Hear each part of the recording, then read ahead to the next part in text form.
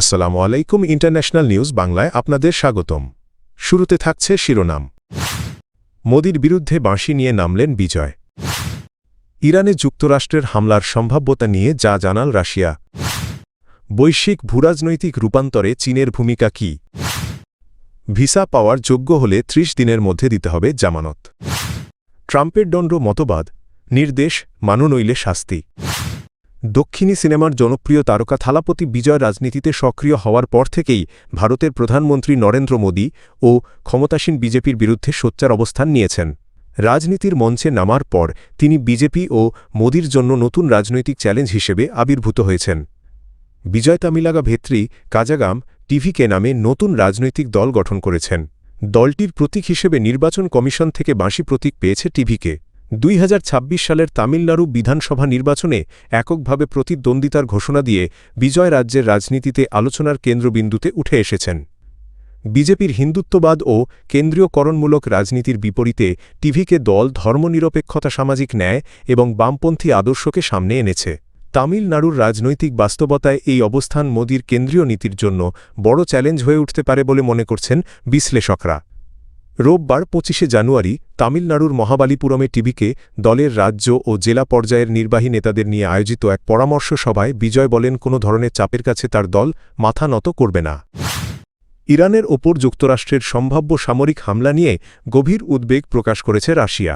ক্রেমলিনের মুখপাত্র Dmitry Peskov বলেছেন, ধরনের হামলা মধ্যপ্রাচ্যে গুরুতর অস্থিতিশীলতা সৃষ্টি করতে পারে। সোমবার ২৬শে জানুয়ারি সাংবাদিকদের সঙ্গে আলাপকালে পেসকভ বলেন, ইরানের বিরুদ্ধে সামরিক পদক্ষেপ এই অঞ্চলের পরিস্থিতিকে আরও বিপজ্জনক করে তুলবে। তিনি জানান, উত্তেজনা প্রশমনে রাশিয়া নিয়মিত চেষ্টা চালিয়ে যাচ্ছে এবং এ পরিস্থিতিতে সব পক্ষের কাছ থেকে সংযম প্রত্যাশা করছে মস্কো।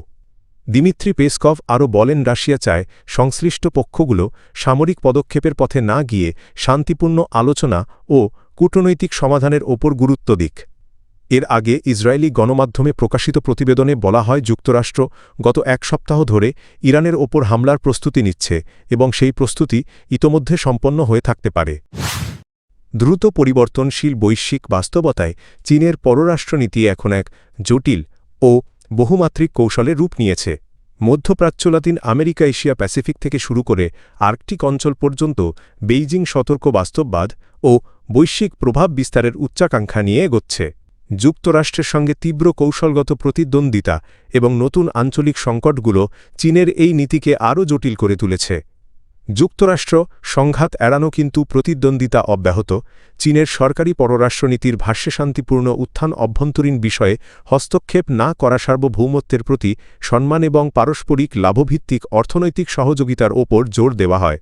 বেইজিং প্রকাশ্যে চায় যুক্তরাষ্ট্রের সঙ্গে সম্পর্ক যেন সরাসরি সংঘাতে না গড়ায় এবং বৈশ্বিক শাসন ব্যবস্থা যেন সহযোগিতা ভিত্তিক থাকে। তবে বাস্তব ভূরাজনীতিতে এই বক্তব্য ও কার্যক্রমের মধ্যে স্পষ্ট ফারাক রয়েছে। ডোনাল্ড ট্রাম্পের হোয়াইট হাউসে প্রত্যাবর্তনের পর যুক্তরাষ্ট্রের কড়া অবস্থান ভেনেজুয়েলায় সামরিক হস্তক্ষেপের ইঙ্গিত এবং গ্রিনল্যান্ড নিয়ে আগ্রাসী বক্তব্য চীনের কঠোর সমালোচনার মুখে পড়েছে। বেইজিং এসব পদক্ষেপকে আন্তর্জাতিক আইন লঙ্ঘন ও আধিপত্যবাদী নীতির উদাহরণ হিসেবে দেখছে। বাংলাদেশি নাগরিকদের জন্য বি-১ ও বি-২ ভিসার ক্ষেত্রে বন্ড জমা দেওয়ার নির্দেশনা দিয়েছে ঢাকার মার্কিন দূতাবাস।